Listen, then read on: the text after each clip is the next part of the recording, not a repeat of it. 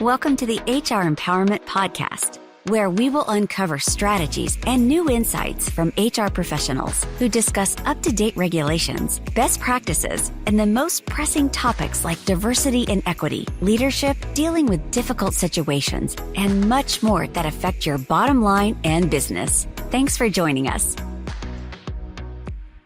Hey, everybody. Welcome back. It's Wendy Sellers and JC. Hey. And we are talking about ChatGPT. So cool. Our new best friend. That in Google, right? I mean, I don't know about you, but I am addicted to technology.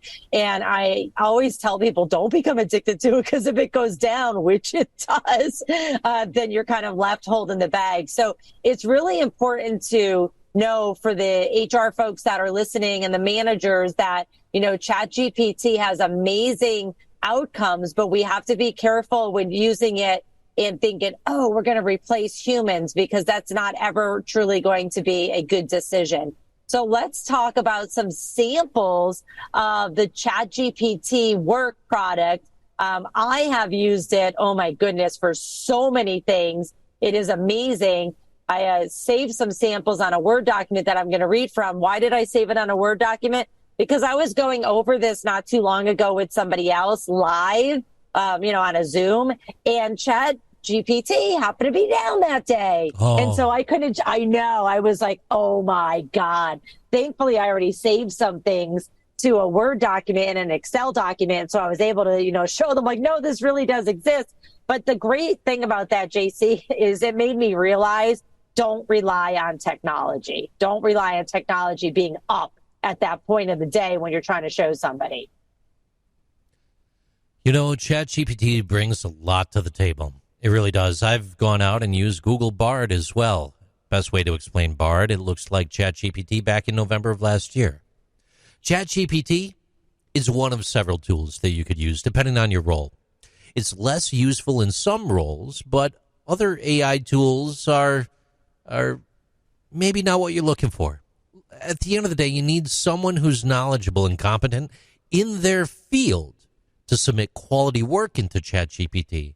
Whether they used AI as a starting point or it aided them in achieving the desired result, it's all about exercising caution. And just like Wendy said, remember it's a tool and use it wisely. Yeah, you can go in there and ask ChatGPT things like, what are SMART goals? And can you give me a workplace example? I did that, and it explained, I'm going to read to you what it said. It said, hey, Wendy. It didn't really say, hey, Wendy. SMART goals are a framework for creating goals that are specific, measurable, achievable, relevant, and time-bound. The framework helps ensures that goals are well-defined and achievable, and that progress towards them can be effectively tracked. Here's an example of a SMART goal in a workplace setting. The goal is to increase sales by 10% in the next quarter. So then it goes down to list the SMART. Specific, the goal is focused on increasing sales. Measurable, which is the magic M word in the HR space, the goal can be quantified in terms of a 10% increase in sales. A, achievable, the goal is ambitious, but also realistic and achievable within the given time frame. Relevant, the goal is relevant to the company's overall mission of increasing revenue. And time-bound, the goal has a specific time frame of the next quarter. I just thought that was amazing. Yeah. I know when I'm doing a lot of training with managers, we get stuck on SMART goals because we're like, we just want more, we just want better. I'm like, that's not measurable. That's not something you can give feedback to. So even if you have some kind of idea, you can ask, what are SMART goals for this job title in this industry, and it will come up with something. And that means that you still have to clarify it and you have to, finish that SMART goal. But when you're sitting there scratching your head going, I don't even know where to start, this tool can get you there to start. And it places it in context in regular human speak. You could Google and find these results depending on what the source that it's coming from. But just thinking about the fact that this tool is trained on over 170 trillion individual pieces of data, if not more, it's beautiful to be able to ask an expert a question and have it summarized and presented to you in a way that makes it much easier for you to then vet and ensure that it's accurate. It's how much? 1.7 trillion. Oh, only that much? Yeah, it's still not as much as the debt in the U.S., but that's fine. So, I've got a little blurb here for you, though. Workers who don't use ChatGPT might be afraid of being replaced by a Wendy, and some of those concerns that people have might be valid. Would it be prudent to take a stab at trying it out, even if it's at home on your own, to get used to it a little?